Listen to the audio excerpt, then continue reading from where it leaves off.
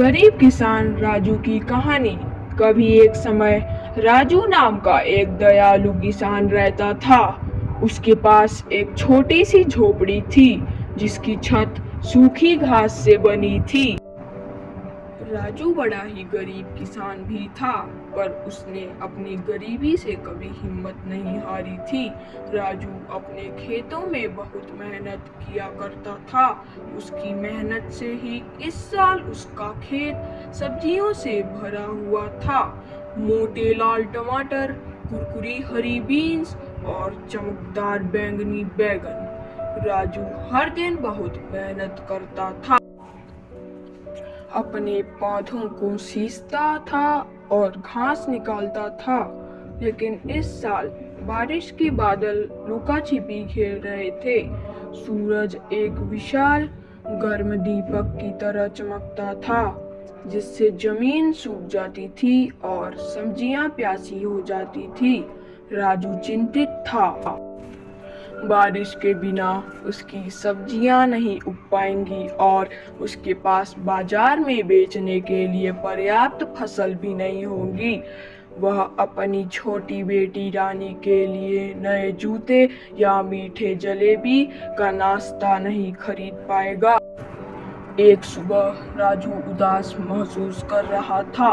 जब वह अपनी झोपड़ी के पास बैठा था तो एक छोटी सी गौरैया उसके कंधे पर आकर बैठ गई। चहचहाट चहचहाट, गौरैया ने सिर झुकाते हुए कहा, मुंह लटकाए क्यों बैठे हो राजू? राजू हैरान था। एक बोलने वाली गौरैया? उसने सूखी जमीन और भूखी सब्जियों के बारे में अपनी चिंता बताई।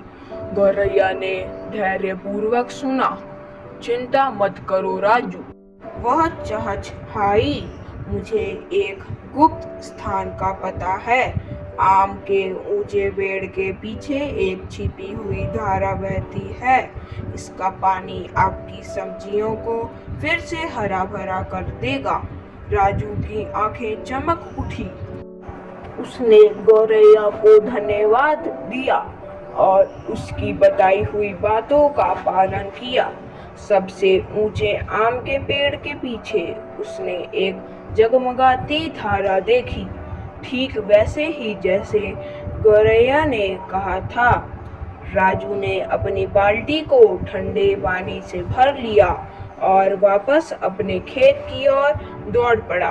उसने ध्यान से प्रत्येक प्यासे पौधे के चारों ओर पानी डाला। सब्जियां खुशी से चहकती हुई लग रही थी। उनकी पत्तियां चमकीली हरी हो गई। कुछ दिनों बाद आखिर बारिश आ ही गई। कोमल बूंदें छत पर टप टप टमकी, जिससे राजू का दिल खुशी से भर गया। उसकी सब्जियां बड़ी और मजबूत हो गई। चुनने के लिए तैयार, राजू ने अपने ताजे फल सब्जियां बाजार में बेची। उसकी मुस्कान सूरज की तरह चमक रही थी।